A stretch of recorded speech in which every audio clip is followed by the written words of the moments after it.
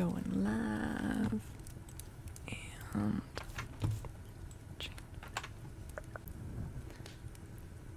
there we go. Looks like it's working. Hi, YouTube. Hello, hello.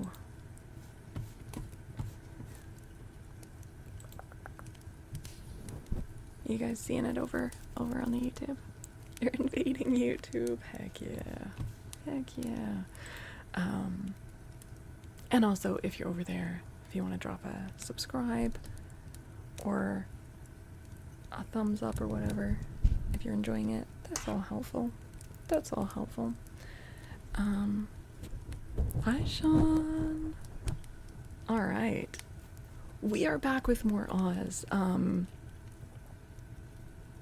don't really think I have a regular YouTube audience at this point that's not basically my Twitch audience being charitable. So I don't think anyone actually missed me over there on Tuesday night. But yes, unfortunately I was not able to go live on YouTube Tuesday night. Just horizontal tonight, not vertical. We figured out how to do vertical, but not how to do it without my system absolutely shutting down and stuttering and dropping frames. So, yes. Anyways, hi. We are picking up again with L. Frank Baumer, and seeing what shenaniganery the crew can get up to. We are getting close to a bingo, you guys. If we get sussy mind control, we've got a bingo.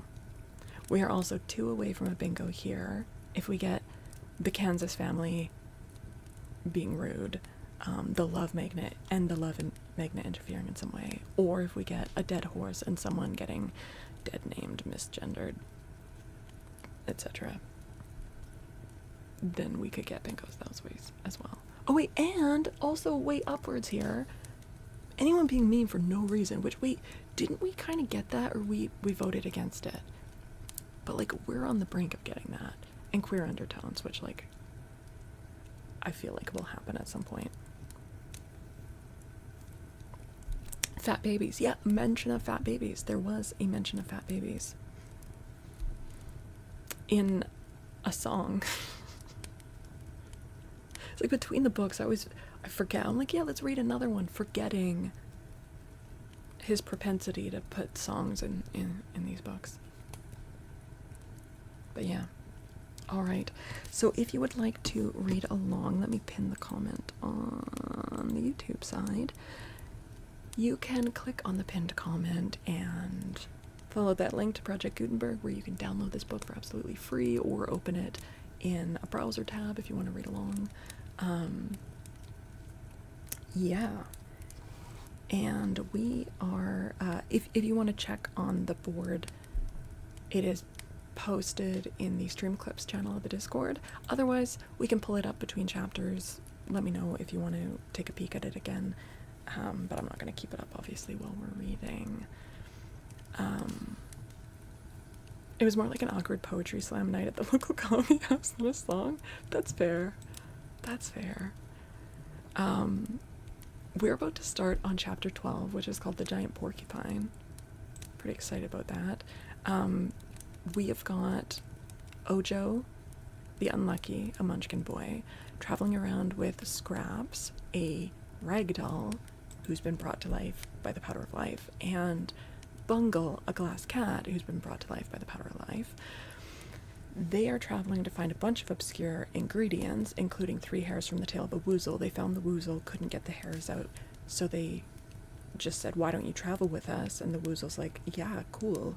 I like friends and eating bumblebees. And they're like, don't eat the bumblebees. And he's like, I'll come anyways, you have bread.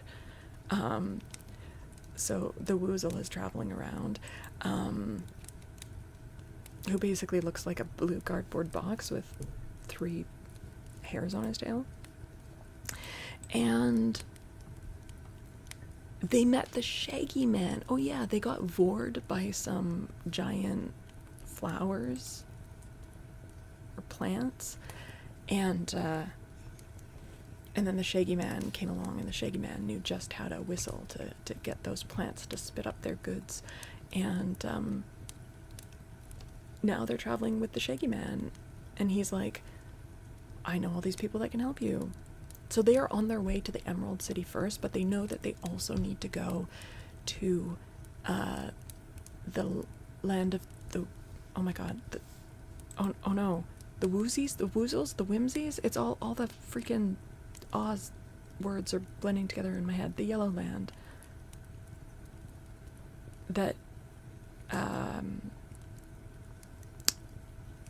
the Tin Man rules over as an emperor. Anyway. But they're going first. Oh, we also learned that Eureka the kitten is still alive and is in fact here in Oz, living at the castle, and he cut the plants. Well, first he whistled, which got them to like spit the people up.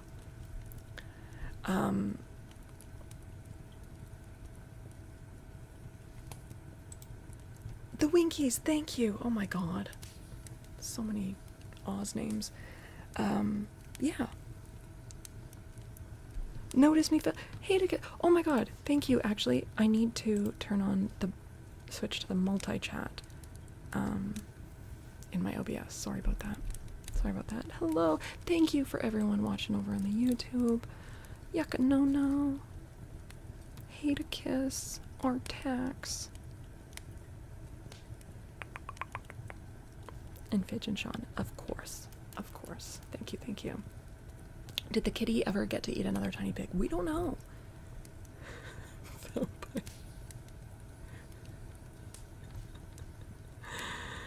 Multi-chat works in OBS.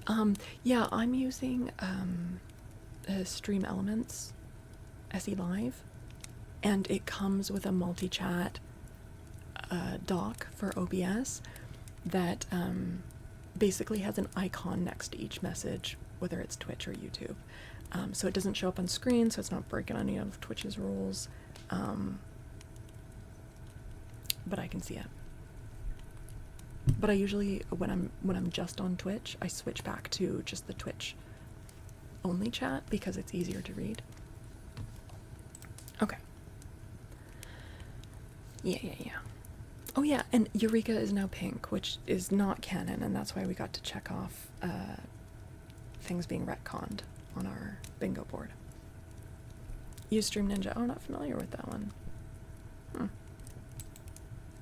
All right. Chapter 12. The Giant Porcupine. Next morning, they started out bright and early to follow the road of yellow bricks toward the Emerald City.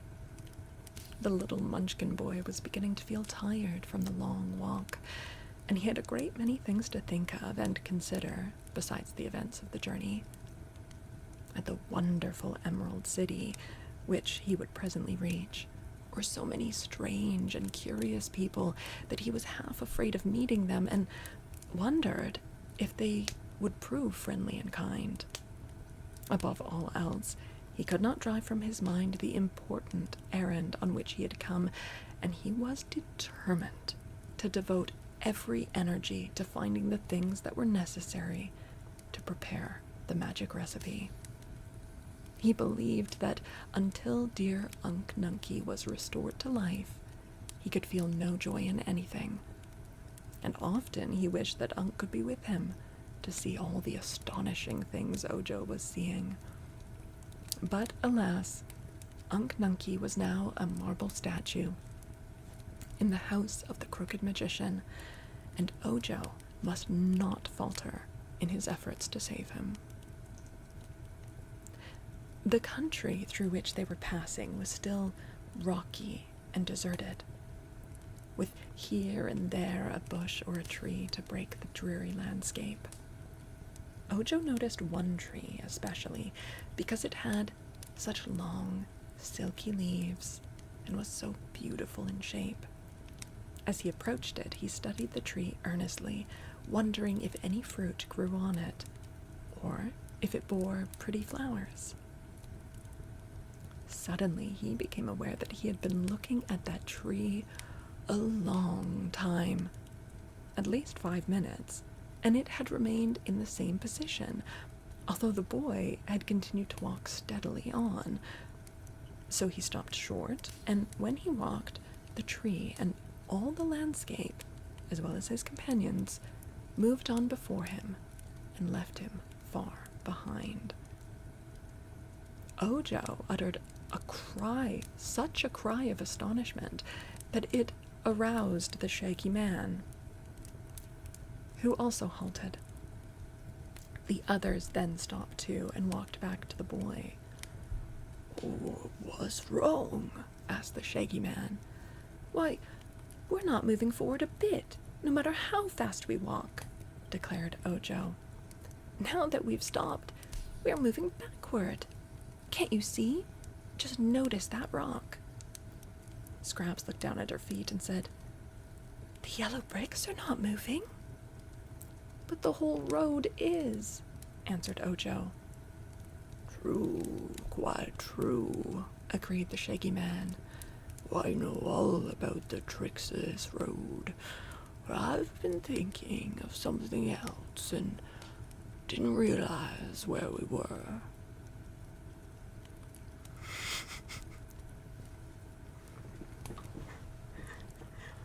In this case, arouse just means rouse.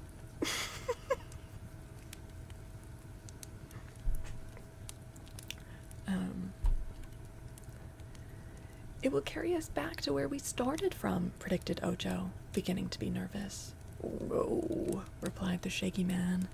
"We won't do that. For I know a trick to beat this tricky road. I've traveled this way before, you know. Turn around, all of you, and walk backward." "What good will that do?" asked the cat. "We'll find out if you obey me," said the Shaggy Man. So they all turned their backs to the direction in which they wished to go and began walking backward. In an instant, Ojo noticed they were gaining ground, and as they proceeded in this curious way, they soon passed the tree which had first attracted his attention to their difficulty. "How long must we keep this up, Shags?" Oh wait, this is Scraps. "How long must we keep this up, Shags?" asked Scraps, who was constantly tripping and tumbling down, only to get up again, with a laugh at her mishap. "Oh, just a little way farther," replied the Shaggy Man. "Loki, thank you for the 100 videos. Go Scraps!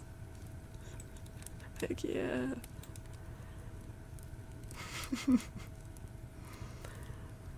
A few minutes later, he called to them to turn about quickly and step forward, and as they obeyed the order... Sorry, I don't know why I yawned there. And as they obeyed the order, they found themselves treading solid ground. "That task is well over," observed the Shaggy Man. "Oh, it's a little tiresome to walk backward, but that is the only way to pass this part of the road, which has a trick of sliding back and carrying with it anyone who is walking upon it."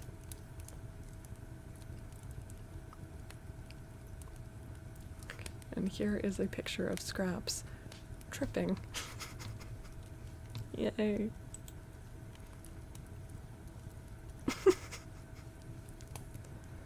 You look great, Scraps. You look great.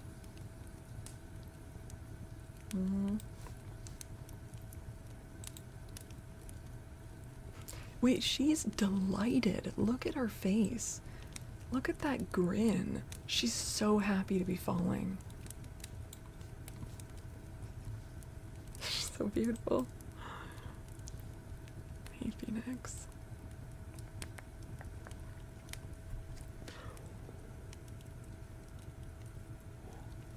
Why am I yawning? I'm not tired enough for that. Ah. With new courage and energy, they now trudged forward, and after a time came to a place where the road cut through a low hill, leaving high banks on either side of it. They were traveling along this cut, talking together, when the Shaggy Man seized Scraps with one arm and Ojo with another and shouted, "Stop!" "What's wrong now?" asked the Patchwork Girl. "Well, see there," answered the Shaggy Man, pointing with his finger.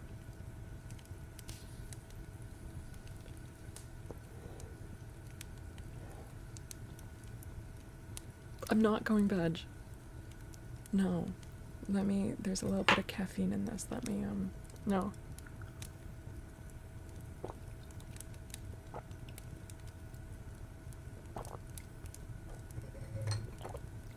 It's fine.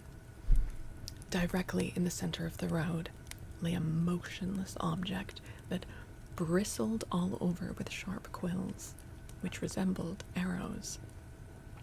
The body was as big as a 10-bushel basket. How many of us understand how big that is at this point? Does anyone here know the size of a 10-bushel basket?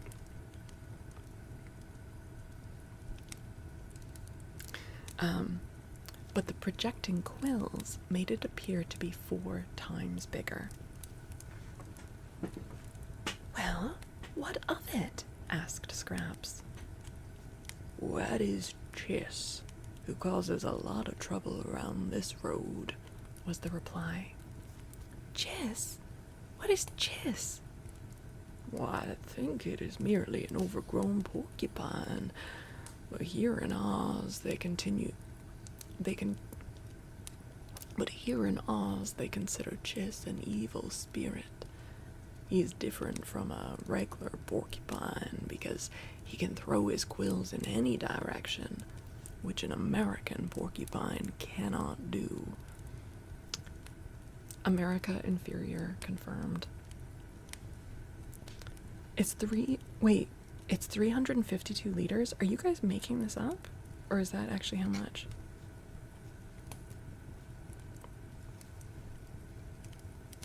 It's not caffeinated prune juice. "That's what makes old Chiss so dangerous. If we get too near, he'll fire those quills at us and hurt us badly." "Then we will be foolish to get too near," said Scraps.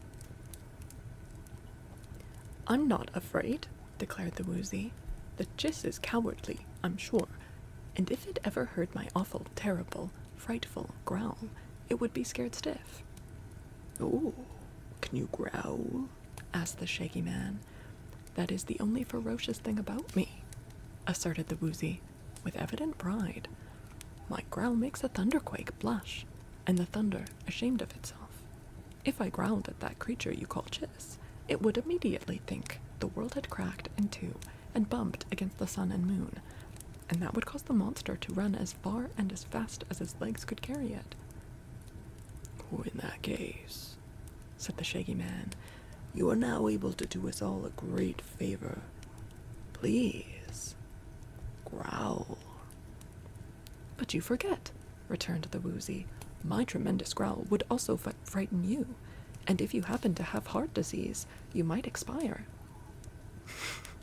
"True, but we must take that risk," decided the Shaggy Man bravely. "You can't go around this dude?" "What's going on, Cloud?" Cloud is hopping mad. Like, Nim is like prowling the perimeter, and Cloud's in her turtle shell. But she was doing these angry little jumps. You can see how Nim is rumble strutting. You see how she's shaking her butt really slowly? There, look how pissed off Cloud is. I know, she's such a pest, right?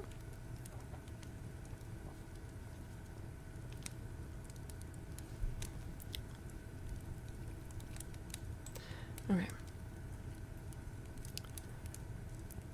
Being warned of what is to occur, we must try to bear the terrific noise of your growl, but Chiss won't expect it, and it will scare him away. The woozy hesitated. I'm fond of you all, and I hate to shock you, it said. Oh, never mind, said Ojo. You may be made deaf. If so, we will forgive you. I wouldn't risk, I don't know, I just feel like there are other solutions. I don't know. Very well then, said the woozy in a determined voice, and advanced a few steps toward the giant porcupine. Pausing to look back, it asked, All ready? All ready, they answered. Then cover up your ears and brace yourselves firmly. And then, look out. The woozy turned toward Chiss, opened wide his mouth, and said,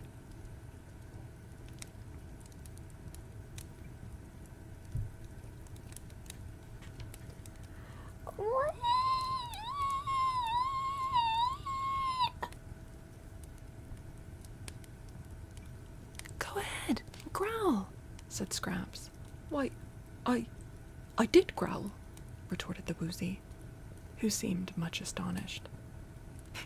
What? That little squeak? She cried. It is the most awful growl that ever was heard, on land or sea, in caverns or in sky, protested the woozy. I wonder you stood the shock so well. Didn't you feel the ground tremble? I suppose Chiss is now quite dead with fright. The shaggy man laughed merrily. Poor woos, said he. Your growl wouldn't scare a fly. I said, how do you spell that? I'll show you. I will show you.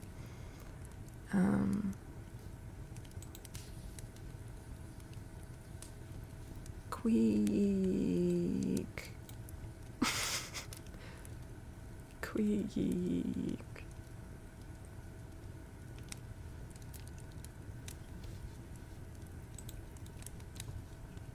Don't judge me.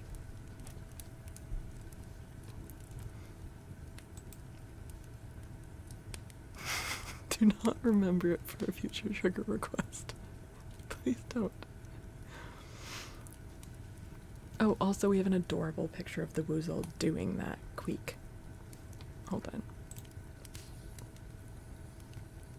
Look how ferocious he is. Oh, he's an angry box. He's an angry box. Yep.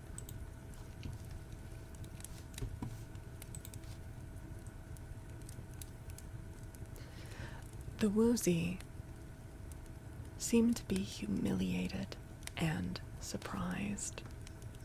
Hi, Smallpox. Hello. It hung its head a moment, as if in shame or sorrow. But then it said, with renewed confidence, Anyhow, my eyes can flash fire, and good fire too, good enough to set fire to a fence. That is true, declared Scraps. I saw it done myself. But your ferocious growl isn't as loud as the tick of a beetle, or one of Ojo's snores when he's fast asleep. Perhaps, said the woozy humbly, I have been mistaken about my growl. It has always sounded very fearful to me, but that may have been because it was so close to my ears. Never mind, Ojo said soothingly. It is a great talent to be able to flash fire from your eyes. No one else can do that. As they stood, hesitating what to do, Chiss stirred, and suddenly a shower of quills came flying toward them, almost filling the air. There were so many. Scraps realized in an instant that they had gone too near to Chiss for safety, so she sprang in front of Ojo and shielded him from the darts, which stuck their points into her own body, until she resembled one of those targets they shoot arrows at in archery games. The Shaggy Man dropped flat on his face to avoid the shower, but one quill struck him in the leg and went far in. As for the glass cat, the quills rattled off her body without making even a scratch, and the skin of the woozy was so thick and tough that he was not hurt at all. Jeez.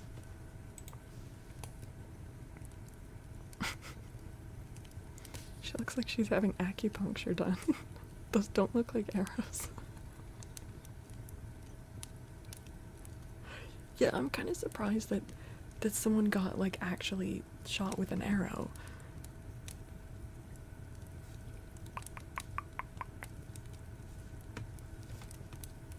This book is so much better since Baum killed off Dorothy. She's still alive. She's just being a little princess at the palace. There's a lot of quills, yeah.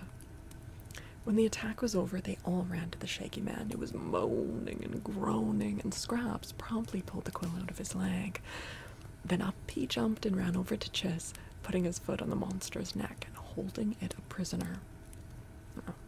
The body of the great porcupine was now as smooth as leather, except for the holes where the quills had been busy, for it had shot every single quill in that one wicked shower. Okay. Paul, how many people think that this porcupine is going to become an unlikely friend? And how many think they're going to stay an enemy? One's in chat if you think it's an unlikely friendship.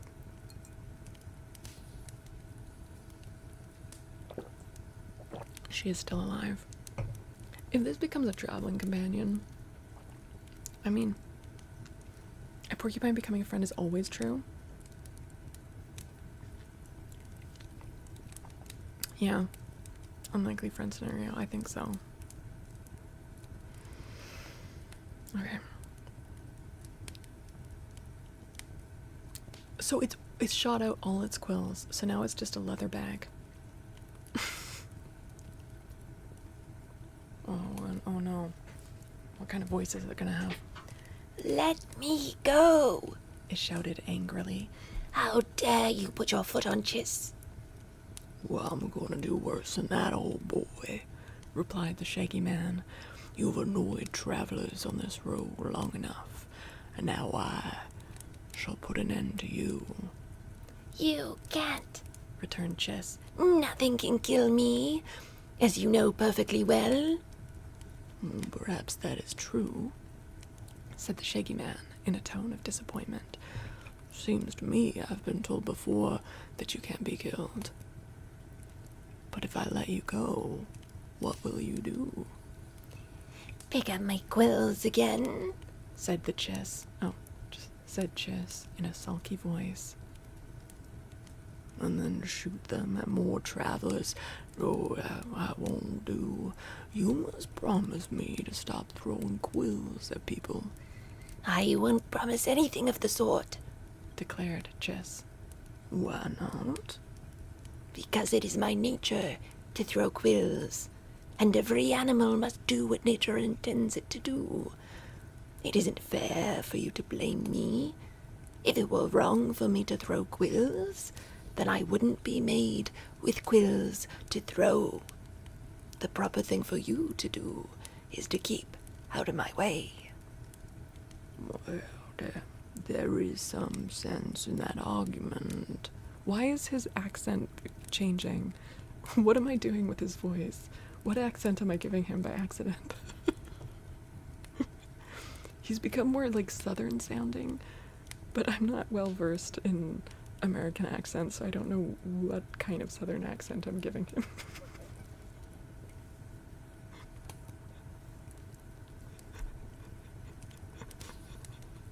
Accent then. There's some sense in that argument, admitted the Shaggy Man thoughtfully. But people who are strangers, don't know you're here, won't be able to keep out of your way. It's Kentucky? It's drunken Kentucky fried Faolkor. That's a Kentucky accent? Really? Alright. Tell you what, Said Scraps, who was trying to pull the quills out of her own body.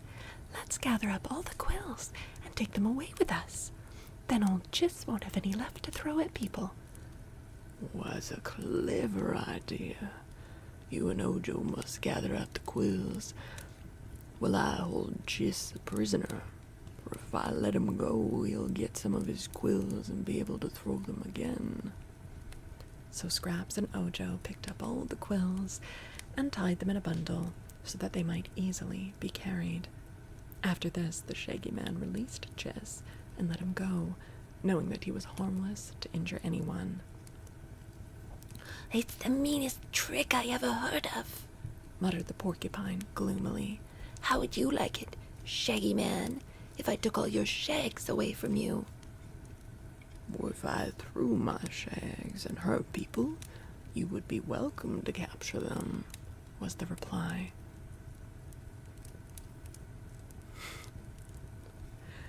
Then they walked on and left Chiss standing in the road, sullen and disconsolate. What the hell? Like, what the fuck?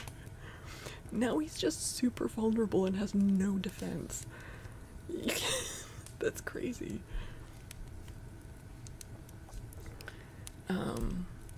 The Shaky Man limped as he walked, for his wound still hurt him, and Scraps was much annoyed because the quills had left a number of small holes in her patches. When they came to a flat stone by the roadside, the Shaggy Man sat down to rest. And then Ojo opened his basket and took out the bundle of charms the crooked magician had given him. "I am Ojo the Unlucky," he said. "We would never have met that dreadful porcupine. But I will see if I can find anything among these charms which will cure your leg." Soon he discovered that one of the charms was labeled for flesh wounds, and this the boy separated from the others. It was only a bit of dried root, taken from some unknown shrub, but the boy rubbed it upon the wound made by the quill, and in a few moments the place was healed entirely, and the Shaggy Man's leg was as good as ever. Rub it on the holes in my patches, suggested Scraps, and Ojo tried it, but without any effect. "What charm you need is a needle and thread," said the Shaggy Man. "Oh, but do not worry, my dear. Those holes do not look badly at all." They'll let in the air, and I don't want people to think I'm airy, or that I've been stuck up, said the Patchwork Girl. "You certainly were stuck up until we pulled out those quills," observed Ojo with a laugh. So now they went on again, and coming presently to a pond of muddy water, they tied a heavy stone to the bundle of quills and sunk it to the bottom of the pond to avoid carrying it farther. End of chapter. I feel kind of bad for the porcupine. What was the point of that chapter? If the porcupine doesn't come back into the story, that was just a pointless chapter.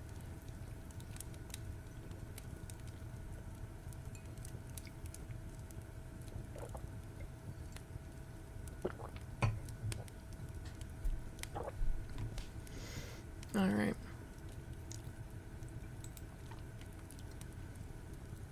Chapter 13. Scraps and the Scarecrow.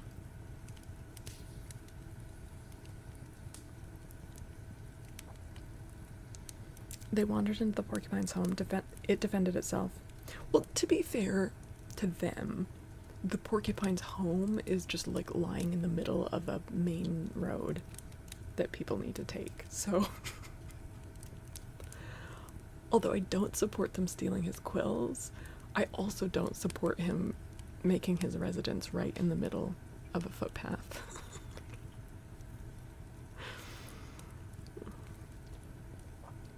Okay, Scraps and the Scarecrow. Oh shit. From here on, the country improved, and the desert places began to give way to fertile spots. Still, no houses were yet to be seen near the road. There were some hills with valleys between them, and on reaching the top of one of these hills, the travelers found before them a high wall running to the right and the left as far as their eyes could reach. Immediately in front of them, where the wall crossed the roadway, stood a gate having stout iron bars that extended from top to bottom. They found, on coming nearer, that this gate was locked with a great padlock, rusty through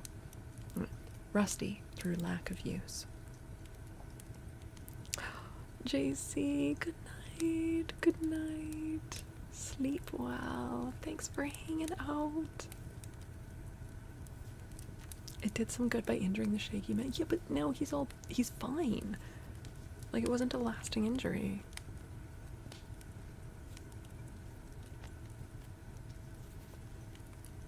Hi, Johnny. Missed me yesterday. I mean, yesterday was Wednesday. I never stream on Wednesdays. But, I'm here now. Hello. So glad you could join us. Okay. Yay. Well, Said Scraps. I guess we'll stop here. It's a good guess, replied Ojo. Our way is Sorry, I don't know why I tripped over that. Our way is barred by this great wall and gate. It looks as if no one had passed through in many years.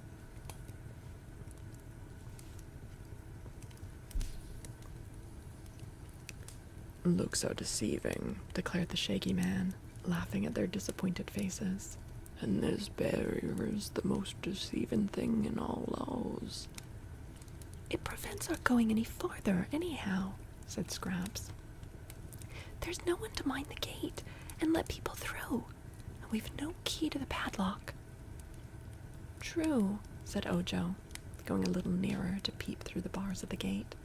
What shall we do, shaky man? If we had wings, we might fly over the wall, but we cannot climb it, and unless we get to the Emerald City, I won't be able to find the things to restore Unk Nunky to life. Whoa, very true, answered the shaky man quietly. But I know this gate, having passed through it many times. How? They all eagerly inquired. Well, I'll show you how, said he.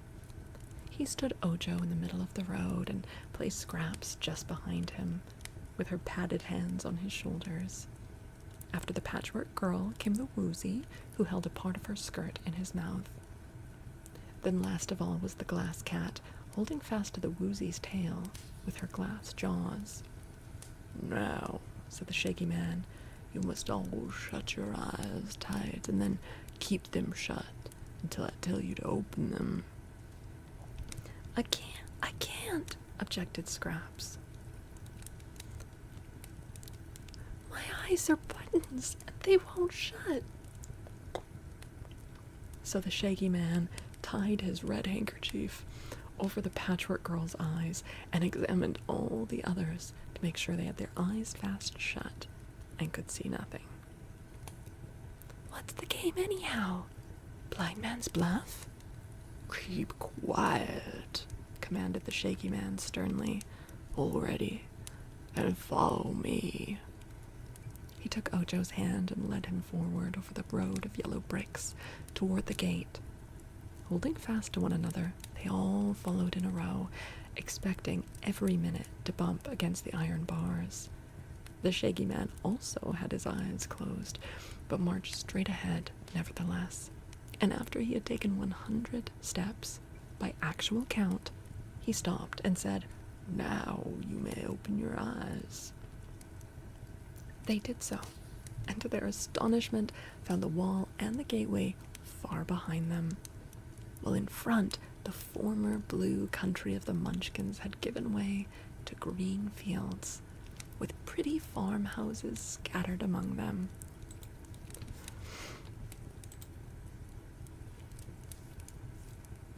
Will, thank you for gifting a sub to Johnny. Thank you. That's so sweet of you. That wall, Explained the Shaky Man. is what is called an optical illusion. It's quite real while you have your eyes open, but if you're not looking at it, the barrier doesn't exist at all. It's the same way with many other evils in life. They seem not to exist, and yet it's all seeming and not true. You'll notice that the wall, or what we thought was a wall, separates the Munchkin country from the green country that surrounds the Emerald City, which lies directly in the center of Oz. There are 2 roads of yellow bricks through the Munchkin country, but the one we followed is the best of the 2. Dorothy once traveled the other way and met with more dangers than we did. But all our troubles are over for the present, as another day's journey will bring us to the great Emerald City. They were delighted to know this and proceeded with new courage. Good night, bitch. Good night, good night. Thank you so much. Sleep well.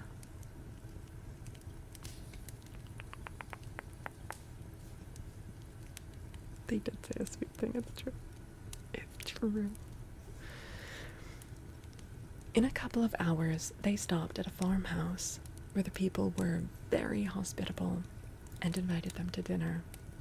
The farm folk regarded Scraps with much curiosity, but no great astonishment, for they were accustomed to seeing extraordinary people in the land of Oz.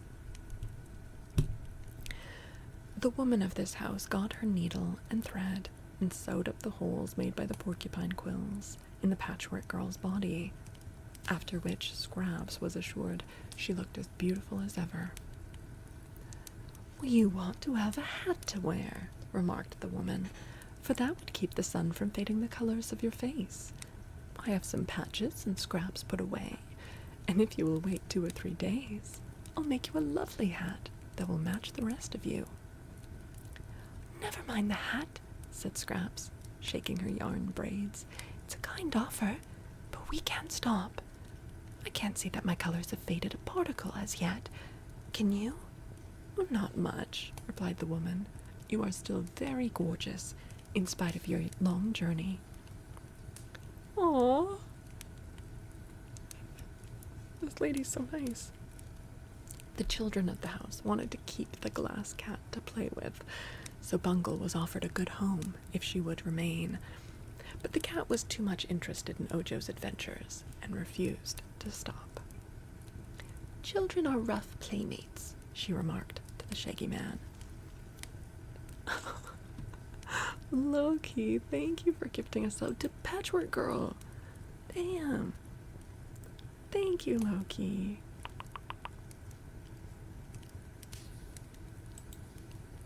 Mark of a character being randomly mentioned. Aw, thank you, Loki.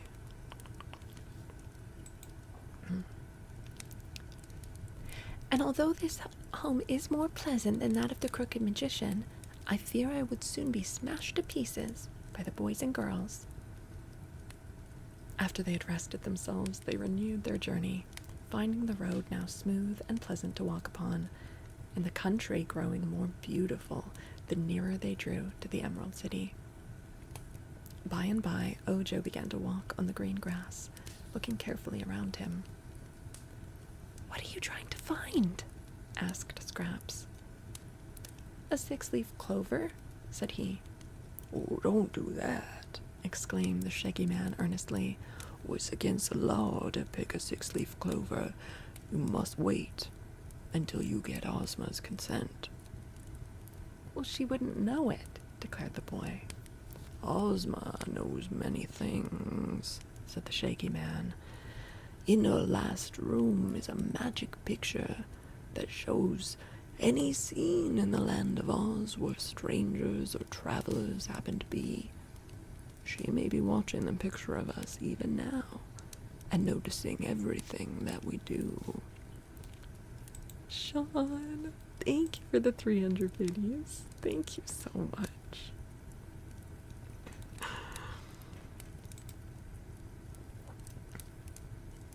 Is she being mean or bratty? Who?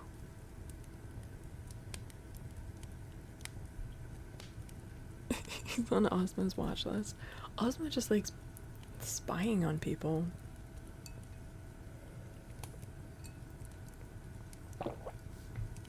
No, she's not being bratty.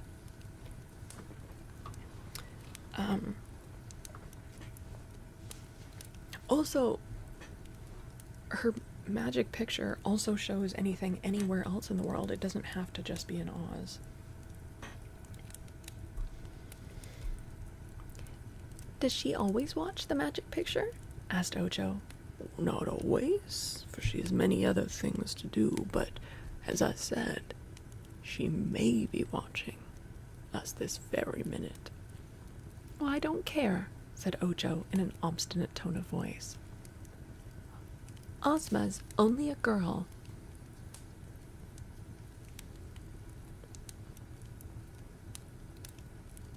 The Shaky Man looked at him in surprise. You ought to care for Ozma, said he, if you expect to save your uncle. For if you displease our powerful ruler, your journey will surely prove a failure. Hey, Will, thank you for the 300 bits. And DJ for the 100 for casual misogyny. Yeah, what the fuck, man? What is this? I thought Ojo was, like, great until this moment, but... Whereas, if you make a friend of Ozma, she will gladly assist you. As for her being a girl, that is another reason why you should obey her laws. If you are courteous and polite, everyone in Oz loves Ozma and hates her enemies, for she is just as she is powerful. She is as just as she is powerful. Ojo sulked for a while, but finally returned to the road and kept away from the green clover. The boy was moody and bad-tempered for an hour or two afterward, because he could really see no harm in picking a six-leafed clover, if he found one, and in spite of what the Shaggy Man had said, he considered Ozma's law to be unjust. They presently came to a beautiful grove of tall and stately trees, through which the road wound in sharp curves, first one way and then another.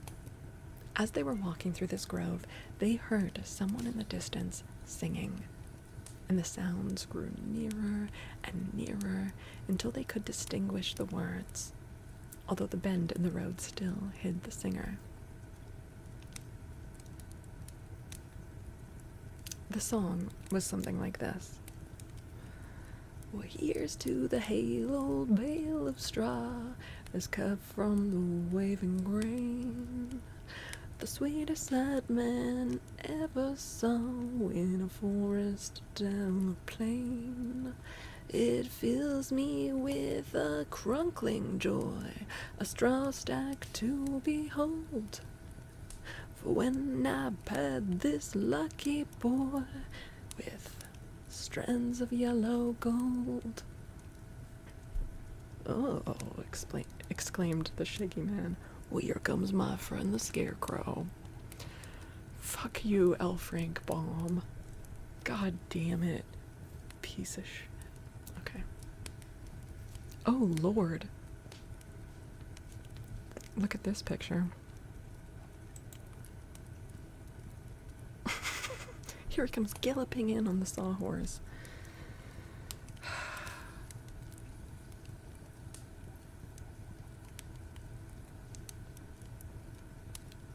Yep.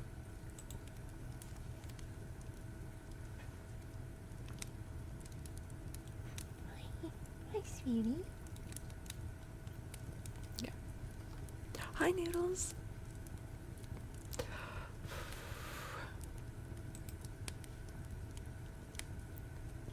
A live scarecrow? Asked Ojo. Yes, the one I told you of. He's a splendid fellow. Very intelligent. You'll like him, I'm sure.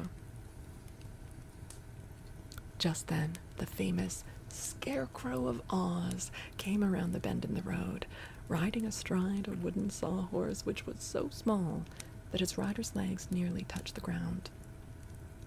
The Scarecrow wore the blue dress of the Munchkins, in which country he was made, and on his head was set a peaked hat with a flat brim trimmed with tinkling bells. A rope was tied around his waist to hold him in shape, for he was stuffed with straw in every part of him except the top of his head, where at one time the Wizard of Oz had placed sawdust mixed with needles and pins to sharpen his wit. Lies! Lies! He used bran! If we hadn't already checked off retcon, we'd be checking it off now. He didn't use he used bran.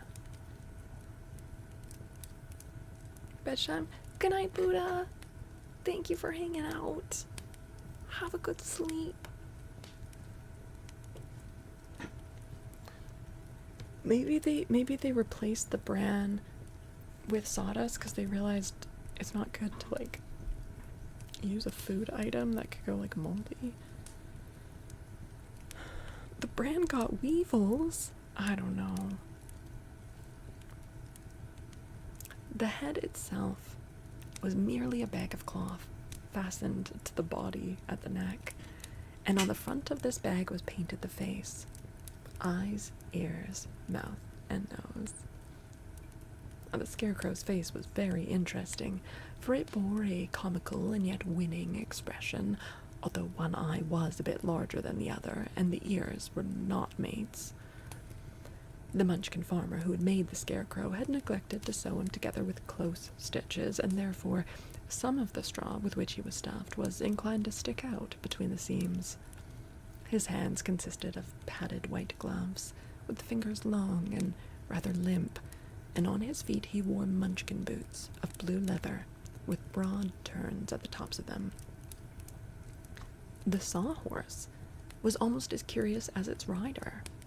It had been rudely made, in the beginning, to saw logs upon, so that its body was a short length of a log, and its legs were stout branches fitted into 4 holes made in the body. The tail was formed by a small branch that had been left on the log, while the head was a gnarled bump on one end of the body. 2 knots of wood formed the eyes, and the mouth was a gash chopped in the log. When the sawhorse first came to life, it had no ears at all, and so could not hear. But the boy who then owned him had whittled 2 ears out of bark and stuck them in the head, after which the sawhorse heard very distinctly.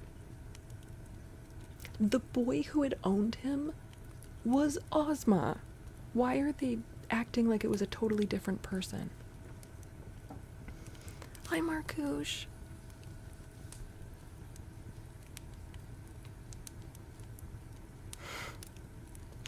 Hi, Ritzy. Would have been here sooner, but I was connected to speakers that could wake up the small neighborhood outside the Christmas tree lot. Oh man. Well, Ritzy, it's very nice to see you. Hope you're doing well. Hi, Collector. How are you doing? Is that a misgender? It's just weird. Like, instead of saying like Ozma had done it, or like Ozma is a boy. It was a boy. Ozma had been turned into a boy. Your asthma's acting up again. Oh, I'm sorry to hear that. Yeah, it was Tip,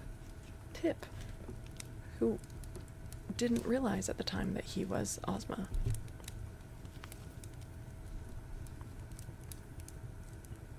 He has been repaired countless times, so when is it on someone else to make him less shitty? Right? Like, he's had... In fact, we took it off of this bingo board because we didn't know if he was going to even be in this book.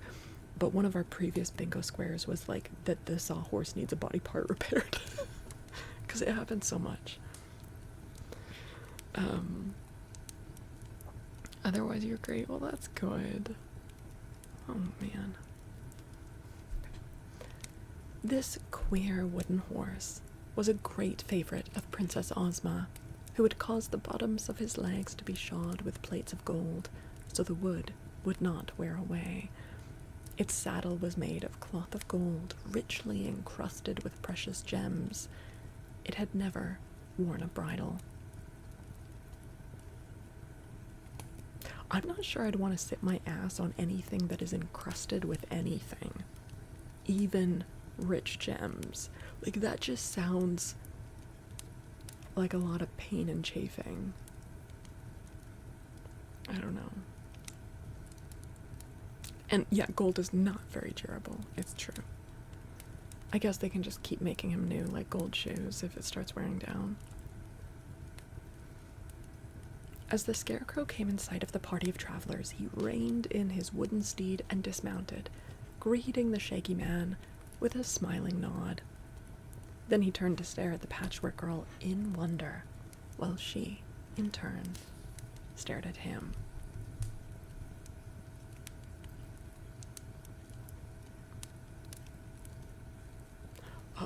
Shags, He whispered, drawing the Shaggy Man aside. pat me into shape, there's a good fellow. Oh shit, does he have a crush on Scraps? Oh, wait!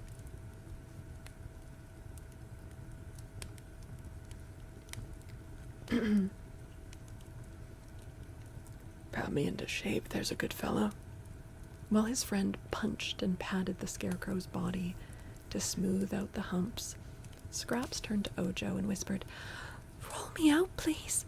I've sagged down dreadfully from walking so much, and men like to see a stately figure." She then fell upon the ground, and the boy rolled her back and forth like a rolling pin until the cotton had filled all the spaces in her patchwork covering and the body had lengthened to its fullest extent. You guys are not being smooth about this. You're having this done to you in front of each other. Like, this is not, it's not smooth. Okay. Scraps and the Scarecrow both finished their hasty toilets at the same time, and again they faced each other. Allow me, Miss Patchwork, said the Shaggy Man, to present my friend, the Right Royal Scarecrow of Oz. Scarecrow, this is Miss Scraps Patches. Scraps, this is the Scarecrow. Scarecrow, Scraps. Scraps, Scarecrow. They both bowed with much dignity. Forgive me for staring so rudely, said the Scarecrow, but you are the most beautiful sight my eyes have ever beheld. That is a high compliment from one who is himself so beautiful, murmured Scraps, casting down her suspender-button eyes by lowering her head. Oh, but tell me, good sir, are you not a trifle lumpy? Yes, of course. Oh, wait. Yes, of course. That's my straw, you know. It bunches up sometimes, in spite of all my efforts to keep it even. Doesn't your straw ever bunch? Oh, I'm stuffed with cotton, said Scraps. It never bunches, but it's inclined to pack down and make me sag. Oh, but cotton. Cotton is a high-grade stuffing. I may say it is even more stylish, not to say aristocratic, than straw, said the Scarecrow politely. Still, it is but proper that one so entrancingly lovely should have the best stuffing there is going. I'm so glad I met you, Miss Scraps. Introduce us again, Shaggy. Once is enough, replied the Shaggy Man, laughing at his friend's enthusiasm. Well then, tell me where you found her. Oh wait, sorry, that's... Then tell me where you found her And, oh dear me, what a queer cat. What are you made of? Gelatine? Pure glass, answered the cat, proud to have attracted the Scarecrow's attention. I am much more beautiful than the Patchwork Girl. I'm transparent, and Scraps isn't. I've pink brains. You can see 'em work. And I've a ruby heart, finely polished, while Scraps hasn't any heart at all. No more have I, said the Scarecrow, shaking hands with Scraps, as if to congratulate her on the fact. I have a friend, the Tin Woodman, who has a heart, but I find I get along pretty well without one. And so, well, here's a little munchkin boy, too. Have you been abducting children again, Shaggy Man? Shake hands, my little man. How are you? Ojo placed his hand in the flabby, stuffed glove that served the Scarecrow for a hand. It doesn't say that. I editorialized, I'm sorry. Yeah, he's really interested in her stuffing. Yeah.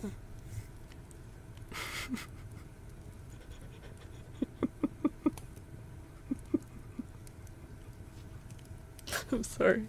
I'm taking liberties with the text. I'm sorry. I shouldn't do that. What is Frank doing? It's so awkward. I know. Also, this is very disappointing because we've already shipped the Scarecrow with 2 other characters. The Tin Man and the Private. Why is your name gray? I don't know. It looks pink to me. Okay.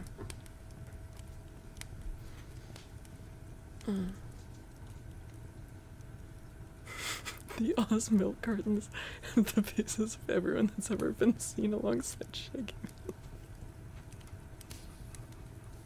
That's so dark.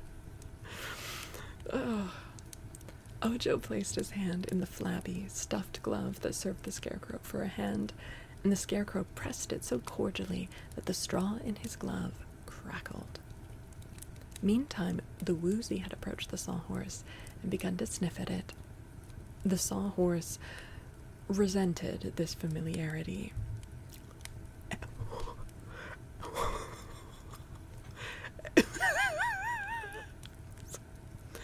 And with a sudden kick, pounded the Woozy squarely on its head with one gold-shod foot. Take that, you monster! It cried angrily. Jesus Christ.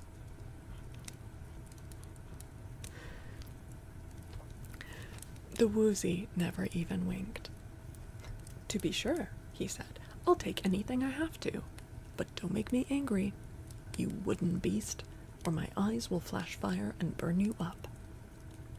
The Sawhorse rolled its knot eyes wickedly and kicked again, but the Woozy trotted away and said to the Scarecrow, What a sweet disposition that creature has. I advise you to chop it up for kindling wood and use me to ride upon. My back is flat, and you can't fall off. Oh, I think the trouble is that you haven't been properly introduced, said the Scarecrow, regarding the Woozy with much wonder, for he had never seen such a queer animal before. The Sawhorse is the favorite steed of Princess Ozma, the ruler of the land of Oz, and he lives in a stable decorated with pearls and emeralds at the rear of the royal palace. He's as swift as the wind, untiring, and is kind to his friends. All the people of Oz respect the Sawhorse highly, and when I visit Ozma, she sometimes allows me to ride him, as I am doing today.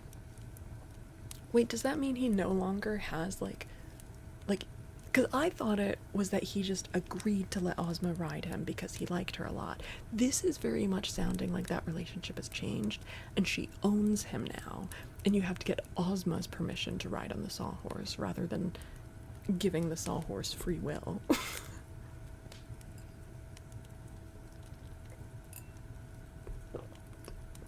Right? I thought it was very much like that he was just doing her a favor.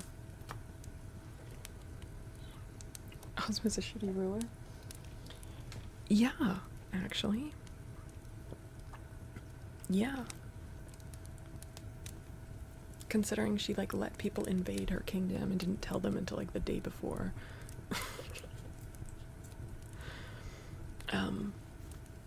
Now, you know what an important personage... Oh, now you know what an important personage the Sawhorse is. And if someone, perhaps yourself, will tell me your name, rank, and station, and your history, it will give me pleasure to relate them to the Sawhorse. This will lead to mutual respect and friendship.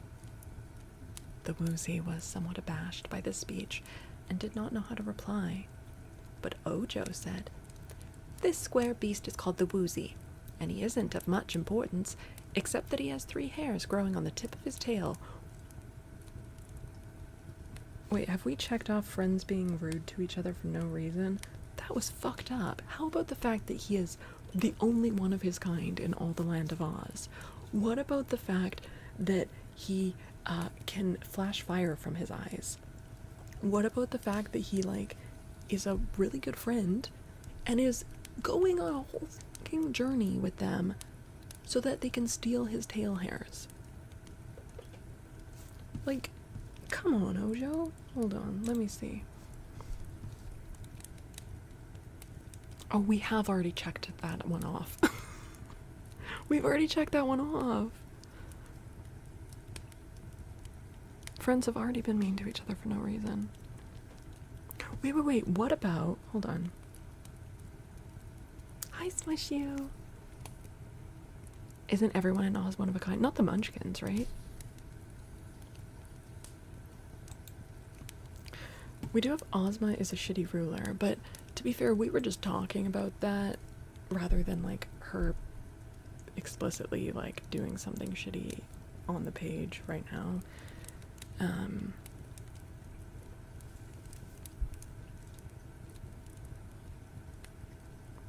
But I mean, we also have anyone being mean for no reason, so we could check that off. Cause yeah, let's check that one off. Huh.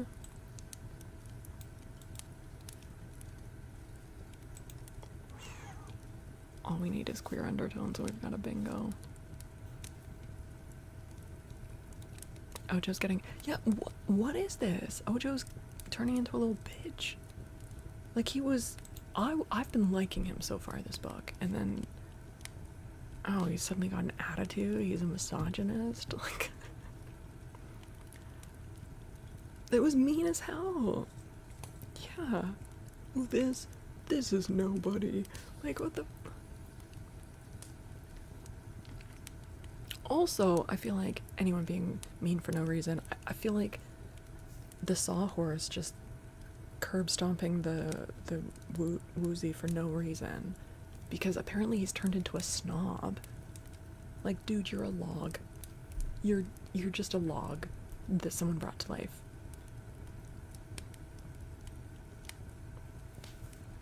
He needs to get off his high horse. Pun intended. Okay.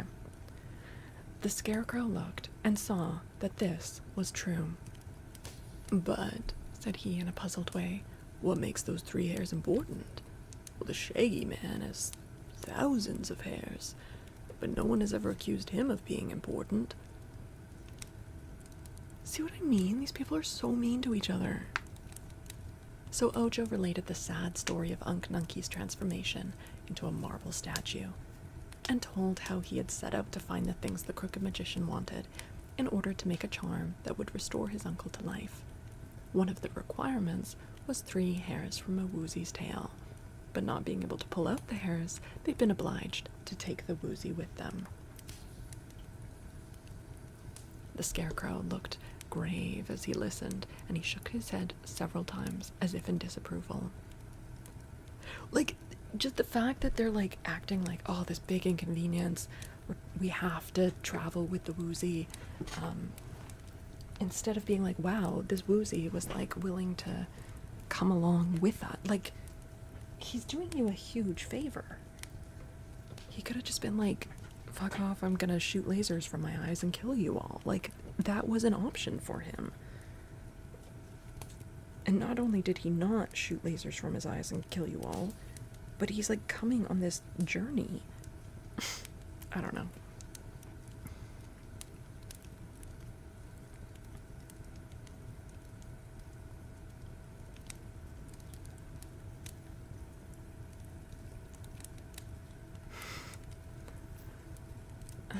Okay.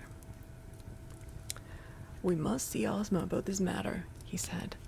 That crooked magician is breaking the law by practicing magic without a license, and I'm not sure Ozma will allow him to restore your uncle to life.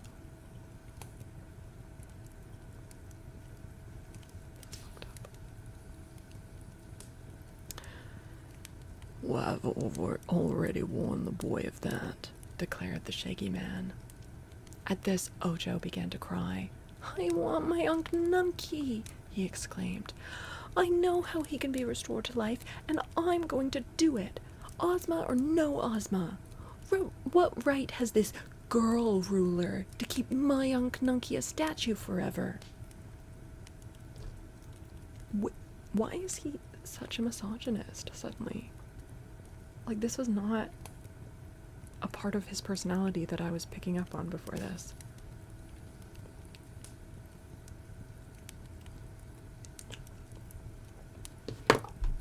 Return to Oz is one of my top favorite movies.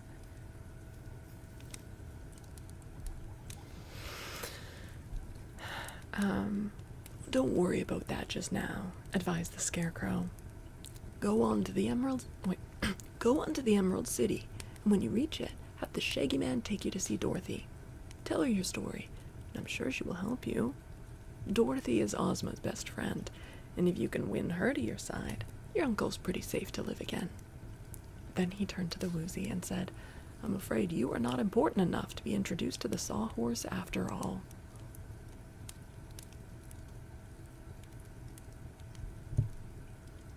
What the fuck? I'm a better beast than he is, retorted the Woozy indignantly. My eyes can flash fire, and his can't. Oh, is this true? Inquired the Scarecrow, turning to the Munchkin boy. Yes, said Ojo, and told how the Woozy had set fire to the fence.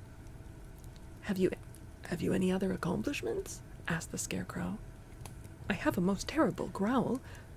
That is, sometimes, said the Woozy, as Scraps laughed merrily and the Shaggy Man smiled. But the Patchwork Girl's laugh made the Scarecrow forget all about the Woozy. He said to her, What an admirable young lady you are, and what jolly good company.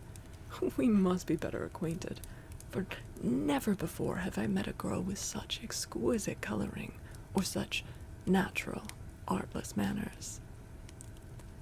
No wonder they call you the wise Scarecrow, replied Scraps. When you arrive at the Emerald City, I will see you again, continued the Scarecrow. But just now I'm going to call upon an old friend, an ordinary young lady named Ginger, who has promised to repaint my left ear for me. You may have noticed that the paint on my left ear is peeled off and faded, which affects my hearing on that side. Ginger always fixes me up when I get weather-worn. When do you expect to return to the Emerald City? Asked the Shaggy Man. Well, I'll be there this evening, for I'm anxious to have a long talk with Miss Scraps. How is it, Sawhorse? Are you equal to a swift run? Anything that suits you suits me, returned the wooden horse. So the Scarecrow mounted to the jeweled saddle and waved his hat when the Sawhorse darted away so swiftly that they were out of sight in an instant. What the fuck, man? This was such an uncomfortable chapter. Such an uncomfortable chapter. What the fuck? Okay, I've got some pictures to show you guys, though.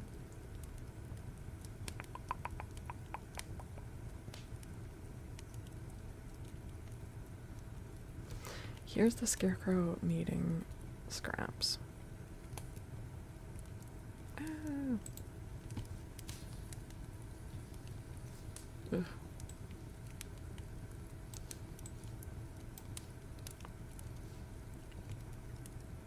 Ugh. uncomfortable.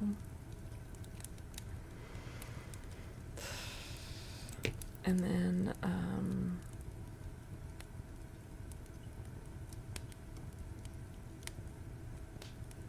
sorry, there are a couple more. Here we go.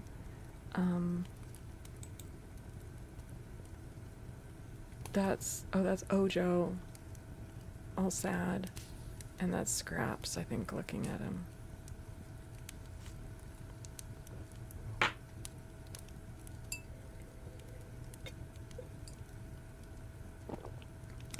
Yeah, Scraps is also created using illegal magic. So is Bungle.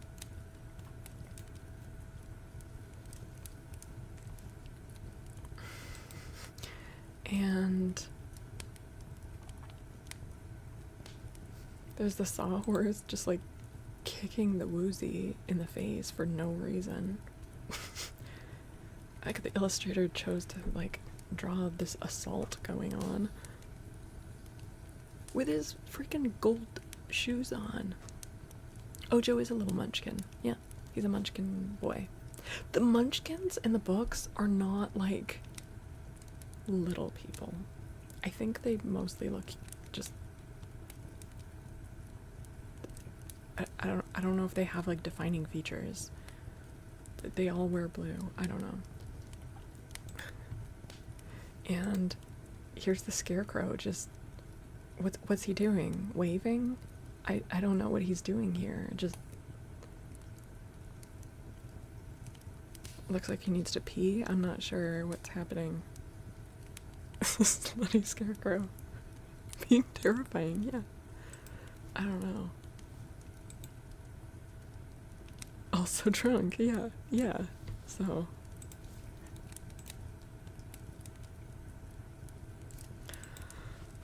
how are we feeling? Do we want another chapter tonight? Why is his tie waving out to the side? That was his whole arm, I think, wasn't it? Or was it also his tie? Oh, also his tie. I don't know. He's in the wind? I don't know.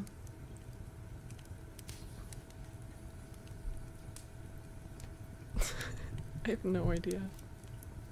How am I feeling? Feeling okay. I'm gonna need to take a stretch break soon.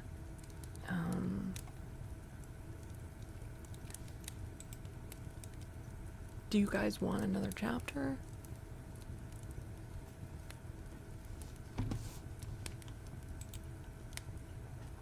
I'm also disappointed in the kid. I also am.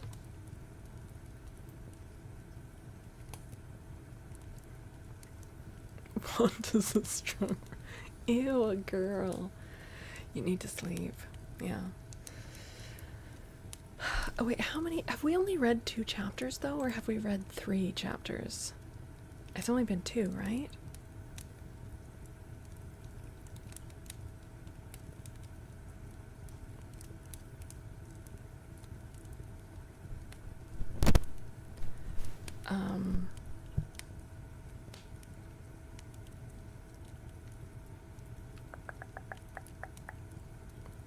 Let's see, how long is this next one?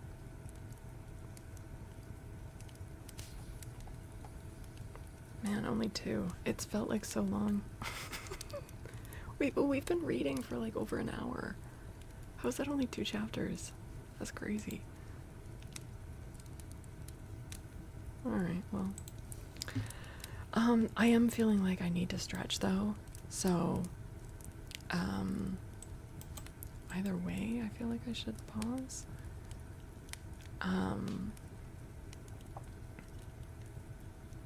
I would like to be able to do a few like name traces and things.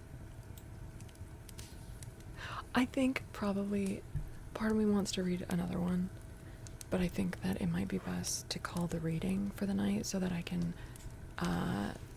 do some stretches, because my back is starting to feel not like bad, but like not great.